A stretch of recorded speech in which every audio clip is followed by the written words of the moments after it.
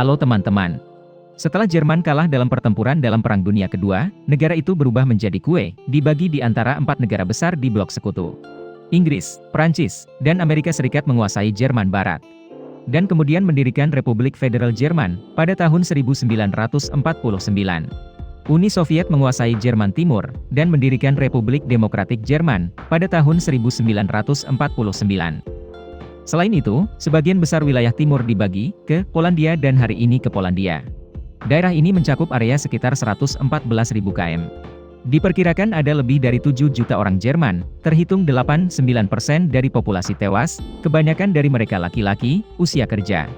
Sebagian besar negara adalah reruntuhan, dan menghadapi masa depan yang sangat suram.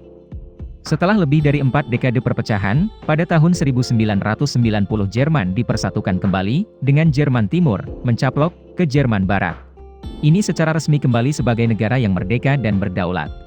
Adapun sejarah, kami akan meluangkan waktu untuk berbicara di video lain. Dan sekarang, kita akan mengetahui, Jerman hari ini besar atau kecil, kuat atau lemah. Pertama, dari segi luas, Jerman menempati urutan ke-7 di Eropa, dengan luas sekitar 357.386 km persegi, kira-kira sama dengan Jepang. Populasi saat ini sekitar 83,7 juta orang, terbesar di Eropa. Tidak termasuk rakyat Rusia, posisi Rusia adalah milik Eropa dan Asia. Berlin adalah kota terbesar di Jerman, terbesar kedua di Eropa dan hanya setelah London. Ini juga merupakan salah satu dari 16 negara bagian Jerman. Dari segi ekonomi, Jerman saat ini menjadi juara bertahan Eropa, termasuk Rusia. Pada 2019, mereka memiliki PDB nominal sekitar 3,863 miliar dolar. Di mana, sektor jasa menyumbang 62,3%. Dan industri menyumbang 26,8%. Sisanya adalah industri lain.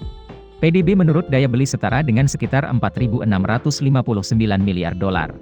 Pendapatan per kapita adalah sekitar 54.984 dolar. Jerman adalah ekonomi manufaktur dan negara terbesar ketiga di dunia, dalam hal ekspor. Dengan 1.486 miliar dolar Amerika. Barang ekspor utama tahun 2019, antara lain, pertama, mesin, termasuk komputer, menyumbang 17,5% dari total omset ekspor. Kedua, sarana transportasi menyumbang 16,4%. Yang ketiga adalah mesin dan peralatan listrik, menyumbang 10,7%. Sisanya adalah industri lain. Mitra ekspor terbesar Jerman adalah Uni Eropa, yang menyumbang 50,3% dari ekspor. Amerika Serikat menyumbang 8,8%. Inggris Raya menyumbang 7,7%. Cina menyumbang 6,4%. Swiss menyumbang 4,1%. Sisanya adalah negara lain.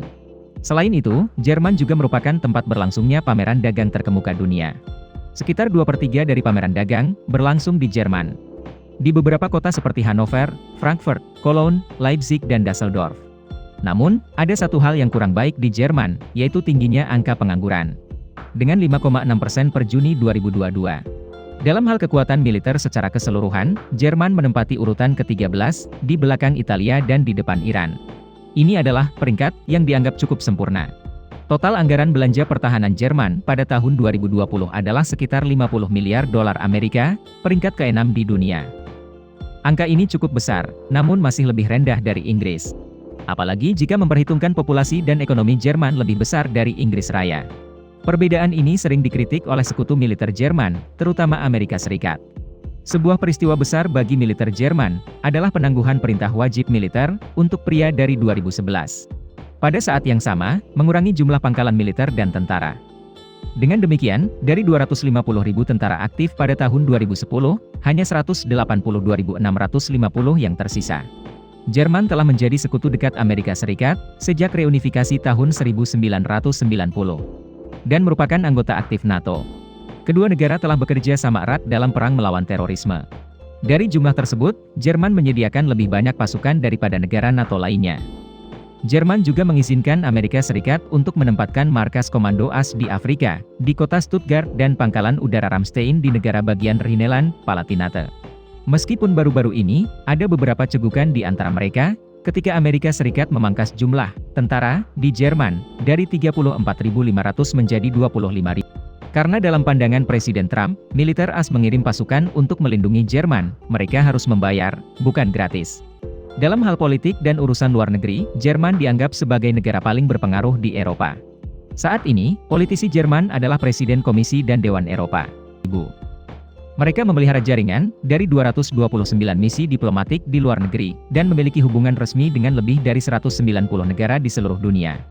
Hal ini diakui sebagai kekuatan besar dalam urusan Eropa dan global. Dengan demikian, kita dapat menyimpulkan secara singkat, Jerman saat ini sangat kuat secara ekonomi, dan memiliki pengaruh politik yang besar di seluruh dunia.